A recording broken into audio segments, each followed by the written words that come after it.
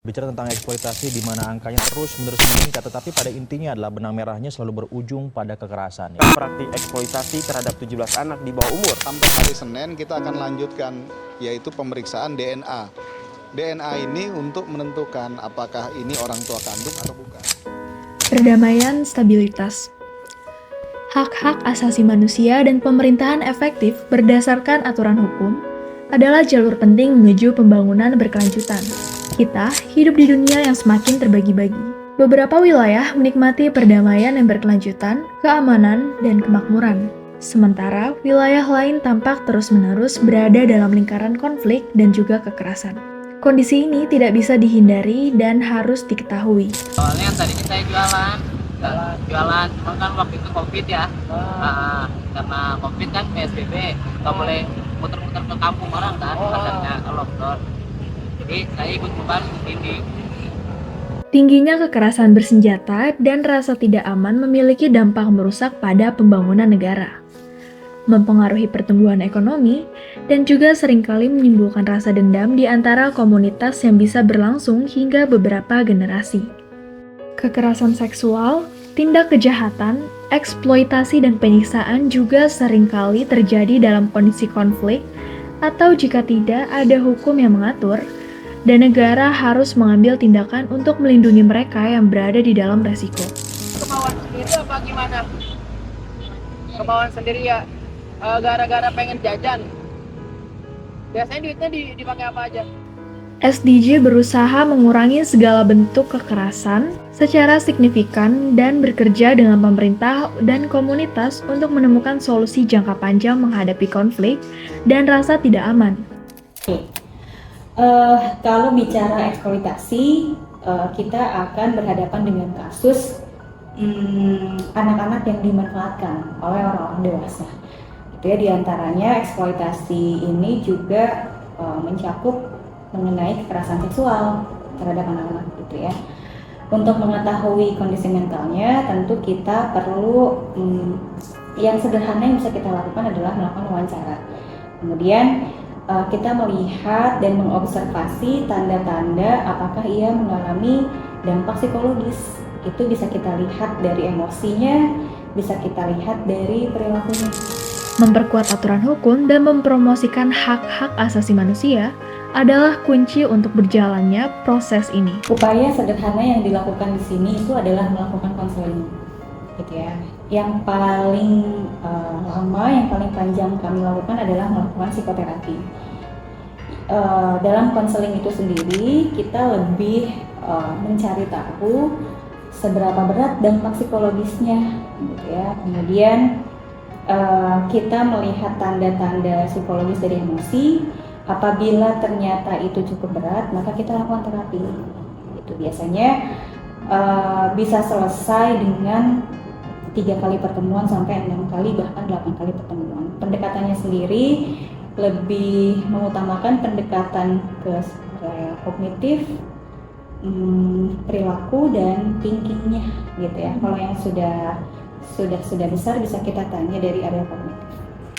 Pernah yang masuk ke UPD PPA Kota Bogor itu eksploitasi ekonomi. Mereka anak ini disuruh untuk berjualan sampai malam sama orang tuanya. Itu yang selama ini kami tangani.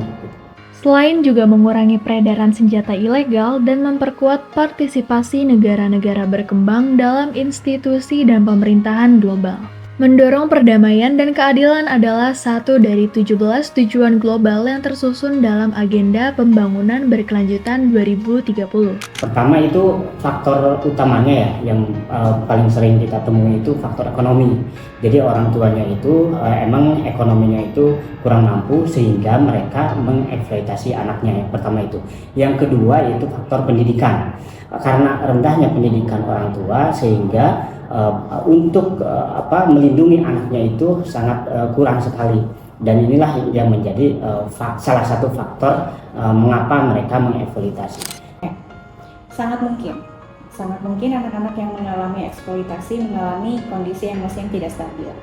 Karena kalau kita melihat kondisi anak-anak, sebetulnya kan mereka belum begitu terampil dalam mengekspresikan pikirannya gitu ya, ketika dia pikiran ketika dia merasa terancam, ketika dia merasa tidak aman, lalu dia takut, cemas. Nah, dia biasanya menampilkan itu dengan kondisi emosi yang kita lihat nggak stabil, mungkin agresi, mungkin menutup diri gitu. Jadi dari eksploitasi ini sangat mungkin mengalami masalah itu.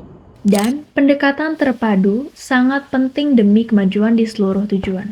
Dia tuh emang disuruh apa juga emang pengen bantu orang tuanya sih biasanya? Anak-anak seumuran gimana nih? Yang kayak seumuran Kemal. Biasanya sih buat jajan. Ya, emang Kalau kemauan ada sendiri. lebihnya buat orang tua kayak. Oh, dia berarti emang kemauan sendiri ya, Iya. bukan disuruh Nggak ada aja yang gitu. Oh. Tapi, apa Indonesia sudah berhasil mewujudkan hal tersebut? Dari sisi psikologis, yang paling utama itu adalah kita bisa memberikan rasa nyaman gitu. Rasa nyaman itu yang paling sederhana bisa kita perlihatkan dari bahasa tubuh dulu, misalnya tatapan mata gitu ya. Kemudian bahasa tubuh yang lain, apakah tangan kita merangkul dia. Kita mungkin pernah mengalami atau merasakan gitu ya, dulu dilihat dengan tajam oleh seseorang, kita kan langsung gak nyaman, padahal dia nggak ngomong apa-apa gitu ya. Nah, yang paling sederhana yang bisa kita lakukan adalah menunjukkan bahasa-bahasa tubuh yang membuat dia nyaman. Kemudian yang paling utama setelah itu adalah perlu kita berbicara kalimat-kalimat yang tidak judgement gitu ya, lebih menyentuh emosi seperti ya aku tahu kamu sedih, aku tahu kamu marah. Jadi kita menghindari kalimat-kalimat yang oh ya pantas saja kamu mengalami ini. Nah, kita menghindari. Itu juga membuat korban merasa nyaman. 2023 itu tidak ada ya laporan untuk eksploitasi anak.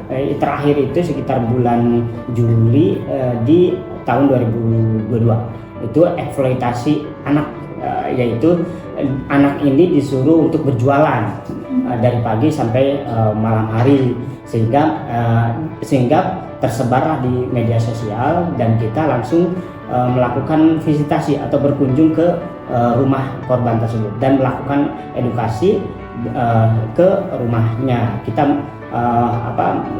mengajak psikolog kita untuk bertemu dengan orang tua maupun korban. Jadi, kapan Indonesia bisa melihat senyuman anak-anak tanpa adanya dorongan kerja dari orang tua dan juga dari keadaan mereka? Ya, kita Kota Bogor itu programnya yaitu Kota Ramah Anak.